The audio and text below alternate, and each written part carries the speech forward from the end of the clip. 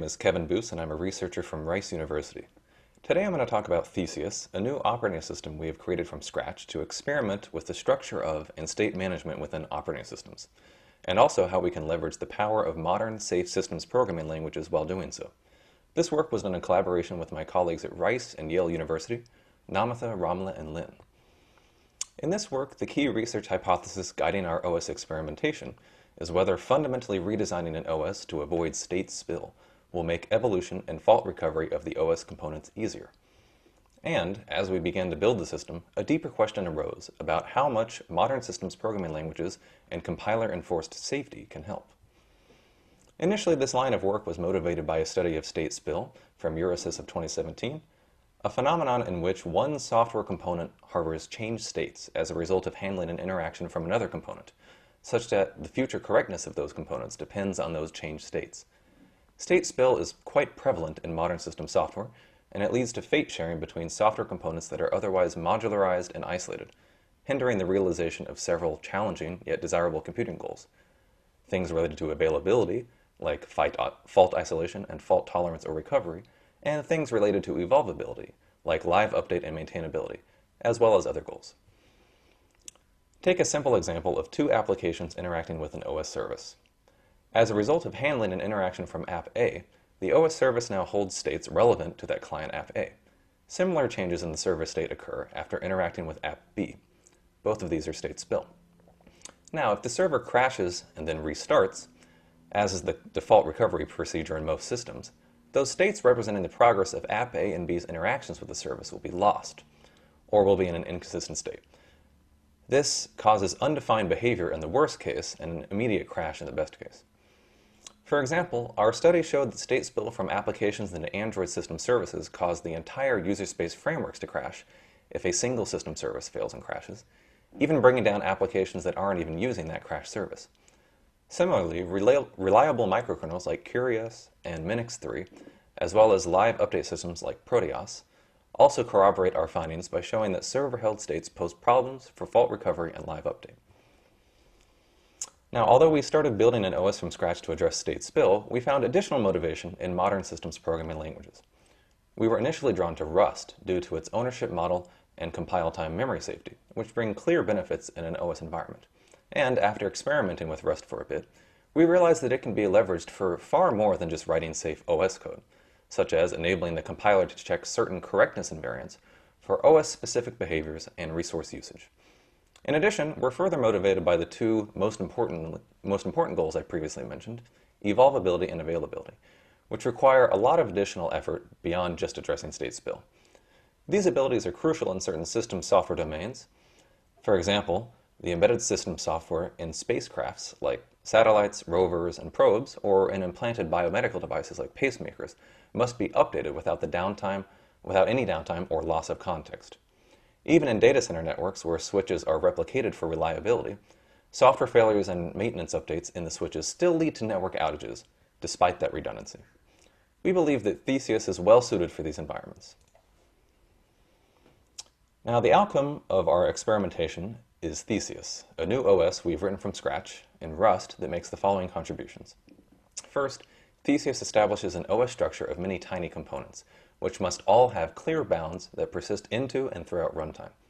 Second, it follows Intralingual OS design, intralingual meaning within the language, in which we leverage the strengths of the Rust language to empower its compiler to take over common OS duties, such as resource bookkeeping and preventing unsafe or incorrect resource usage. Third, Theseus strives to avoid or mitigate the effects of state spill. Theseus has been designed and implemented with evolvability and availability in mind, and it currently consists of just under 40,000 lines of Rust code, split across over 200 crates. These contributions can be put more simply as the design principles that we follow. We'll discuss each one in detail. But first, let me give an overview of Theseus's structure. Every component is a cell, a software-defined unit of modularity that serves as the core building block of the OS, much like their namesake of biological cells in an organism. Cells are based on crates, which is Rust's project container that comprises its source code and a manifest file specifying its dependencies on other crates. To realize the first principle of runtime persistent bounds, we dynamically load all component cells within Theseus, not just drivers or kernel extensions, as is commonly done in existing safe language OSs and monolithic and microkernel systems as well. This enables Theseus to track and maintain the location in memory and the size of every cell, as well as their bidirectional dependencies on other cells. Then, when loading and linking cells at runtime, we construct detailed metadata, as shown on the right, that tracks this information at section-level granularity. The set of publicly visible symbols in all of these loaded cells forms a cell namespace, which is useful to quickly resolve dependencies between cells during runtime linking. This metadata is also a crucial component of the key evolutionary mechanism in Theseus, cell swapping, which we also reuse for fault recovery. Now, more importantly, all Theseus cells execute in a single address space and privilege level, meaning that everything from top-level applications and libraries to low-level core kernel components are observable as cells. In turn, this enables Theseus to apply its single cell swapping mechanism uniformly to any cell, and also to jointly evolve cells across multiple layers safely. The second design principle is to leverage the power of language by enabling the compiler to check safety and correctness invariants to the fullest extent possible. Rust already provides a variety of invariants and built-in rules to ensure safety, such as its ownership model and borrow checker that ensure the lifetimes of references don't exceed the lifetime of the object they refer to, aka use after free. For example, the Rust compiler can check for memory-safe use of objects on the stack or heap because it has a priori knowledge of those. We strive to extend those compiler checks to all OS resources, such as arbitrary memory regions, tasks, devices, etc. Intralingual design can be broken into two parts. First, matching the OS's execution model to what the compiler expects, and second, using existing language-level mechanisms to implement OS functionality and express the semantics of resources within the strong static type system. First, most compilers expect their output to become part of an executable that runs in one address space and privilege level, such as a program in a user space process. To allow the Rust compiler to view and reason about interactions between all Theseus components, we tailor Theseus' execution environment to match that model. This requires three things: a single address space in which all virtual physical mappings are bijective, or one-to-one. This prevents extralingual aliasing beneath the language level, using something like multiple page tables mapping to the same physical frame. Second, a single privilege level, which avoids having multiple worlds of execution that are unknown to the compiler across multiple builds. And then third, a single global allocator, a requirement of Rust, but this doesn't prevent us from implementing multiple per-core heaps. Now, matching the compiler's runtime model only allows the compiler to view all Theseus components. For it to understand those components and apply its safety checks to them, we have to implement them intralingually. Now, first note that we prioritize the use of safe code above all else, and we only descend into unsafety when fundamentally unavoidable. Instructions right above the hardware, or calling unsafe functions within Rust's foundational libraries like core or alloc libraries. Intralingual OS design requires identifying the invariants to prevent unsafe or incorrect usage of a resource, expressing the semantics of that resource using existing language-level mechanisms, and then by doing so we can enable the compiler to subsume those OS and resource-specific invariants into its existing invariants, checking them by default. It also requires preserving language-level context across calls to interfaces, such as function calls. We refer to this as lossless interfaces, meaning that language-level context like type information, lifetimes, ownership, borrow status, that sort of information must be preserved across, for example, the function call. This also must be statically insurable. Skip this.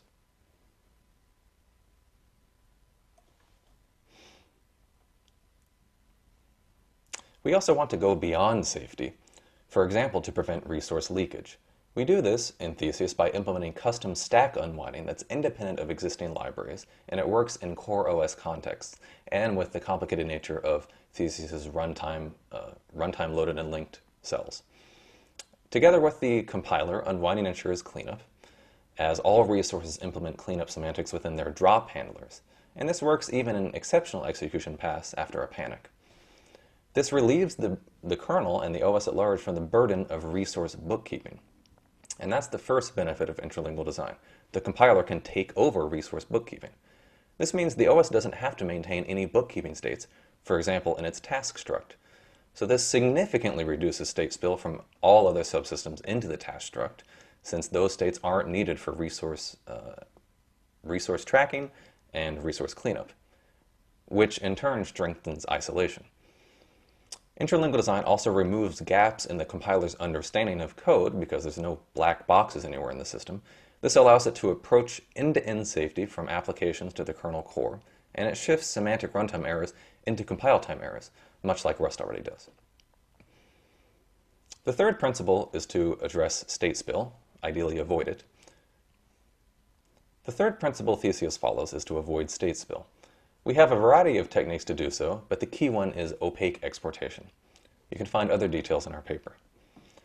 Opaque exportation effectively shifts the responsibility of holding progress states from a server to a client, which is only possible in Theseus due to type safety, memory safety, and interlinguality.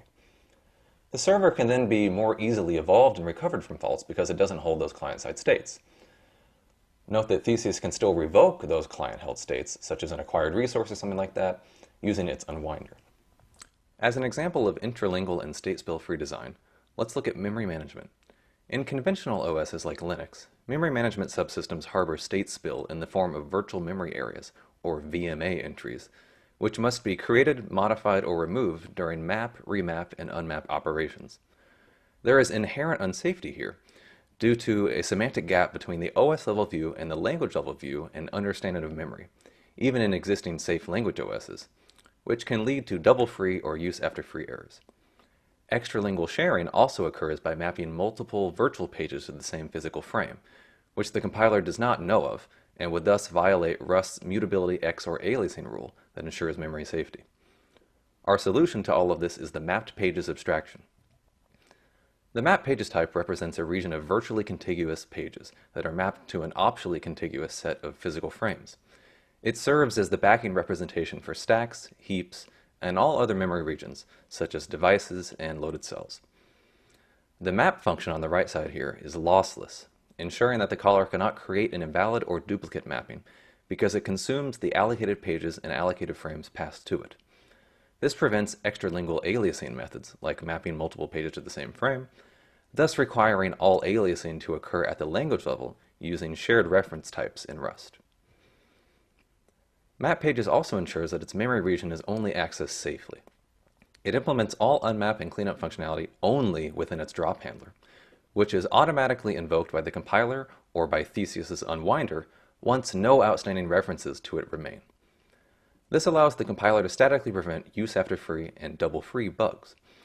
To access the memory region, one must use methods like the asType method shown here, which only allows the caller to obtain a borrowed reference to a type overlaid atop that memory region, ensuring that its lifetime is tied to that of the underlying memory mapping. Obtaining direct ownership of an overlaid struct type is impossible, as that would lossily discard that lifetime relationship and allow for potential use-after-free bugs to be introduced. In this code snippet, we show how one can use mapped pages for safe access to MMIO devices, namely to access the counter value of the high-precision event timer, or HPET device. Of course, the correctness of the HPET register's struct layout is unavoidably left to the developer, but the map page's design and its invariants ensure that the developer cannot violate isolation no matter how wrong they are.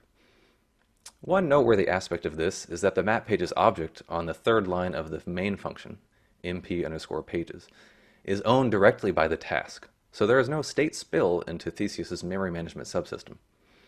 But its unwinder can still ensure that the map pages object is freed and then unmapped, even if an exception occurs. In summary, map pages allows the compiler to check these invariants and more for all arbitrary memory regions, as discussed in our paper. Altogether, the map pages type statically guarantees that unexpected, invalid page faults cannot occur. Likewise, there are a host of other invariants related to intralingual task management that enable the compiler to ensure safety and prevent resource leakage and other incorrect behavior in the presence of multitasking. See our paper for more details there. To realize our first goal of live evolution, we employ the fundamental mechanism of cell swapping, a multi-stage procedure that replaces some existing old cells with new ones. In this example, we replace an existing cell C with two new cells, J and K, as shown on the right.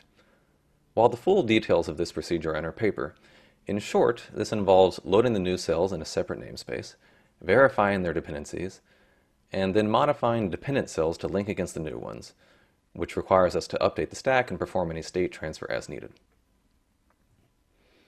Many aspects of Theseus' design facilitate cell swapping. For example, the dynamic loader ensures that cells cannot overlap or have their sections interleaved in memory, which makes them cleanly removable. Many other examples are given in our paper. The second goal of availability is realized via fault recovery. Note that many kinds of faults are already prevented by Rust's safety and Theseus' interlinguality, especially language-level errors, so we focus on recovering from faults induced by hardware beneath the language level, such as random memory corruption. Theseus takes a cascading recovery approach, in which it first simply cleans up and fully unwinds the task, which allows the system to tolerate the fault, and for other tasks that may depend on the resources shared with the failed task to continue running properly. The second stage is to restart a failed task, which we ensure is completely sound using an intralingual restartable task abstraction described in the paper. The third stage is to completely reload and replace a corrupted cell using the same cell swapping mechanism as before. These recovery mechanisms operate with few dependencies, allowing them to work in core OS contexts like exception handlers. This means that we can recover from more severe and lower level faults than what microkernels can do. Next, I'll give a brief overview of our evaluation, including one of several case studies that demonstrates Theseus' evolvability, our fault injection experiments, and the cost of intralingual and spill-free designs. In this experiment, we show how Theseus can evolve its inter-task communication channel layer, the equivalent of IPC because Theseus eschews the process abstraction. Inspired by microkernel change histories, we evolve an existing synchronous IPC layer based on an unbuffered rendezvous protocol into an asynchronous buffered one. This case study demonstrates several things. One, that Theseus can evolve a fundamental OS primitive that must exist within a microkernel, a kernel API that necessitates joint evolution of dependent user space and kernel components, and a very widely used component, all the while preserving the execution context of tasks that depend upon it. The execution delay imposed by this evolutionary procedure is under a quarter of a millisecond, indicated by the middle two shaded stages in the timeline graph on the bottom right. In this experiment, we inject faults such as random memory corruption into a variety of Theseus workloads, showing that it successfully recovers from just under 70% of total manifested faults. Most of these are due to a lack of asynchronous unwinding support in Rust and its LLVM backend, which we describe in the paper. But some of them, like the 30 failures due to hung tasks, can be handled by complementary hardware mechanisms like watchdog timers. Finally, Theseus' intralingual and state spill-free designs naturally raise questions about its performance. In general, we observe an expected trend in which some state spill-free designs are better than their traditional spill-full counterparts. Many are just a little tiny bit worse, while a small minority impose higher costs. For example, as shown on the left, the mapped pages approach for handling memory performs and scales to many mappings slightly better than the conventional approach used in Linux, which is a red-black tree of virtual addresses linked to virtual memory areas. On the right, we can see that Theseus' safe heap allocator imposes up to a 22% overhead due to tracking allocation metadata in a lossless manner, which associates each allocation with its underlying mapped pages object. On the other hand, the unsafe heap allocator uses raw pointers to ranges of virtual addresses that represent chunks of available or used heap memory. Of course, this is faster, but it completely loses all of the context about the underlying map pages and their lifetime. Theseus is not without limitations. For example, it must accommodate some unsafe code, but it strives to detect and prevent dangerous or infectious unsafety with a compiler plugin. We also must rely upon safe language properties for isolation, and thus we have to trust that the Rust compiler and its core libraries are sound. See the paper for a fuller discussion of limitations. In conclusion, Theseus' design specifies a structure of many tiny component cells that are dynamically loaded and linked to ensure their bounds are known at runtime. It follows intralingual design to leverage the power of language and to enable the compiler to check OS-specific invariants and take over resource bookkeeping. And of course, it avoids or mitigates the effects of state spill. Thank you very much for listening. Theseus is currently open source on GitHub, and please feel free to contact us with any questions. Thank you.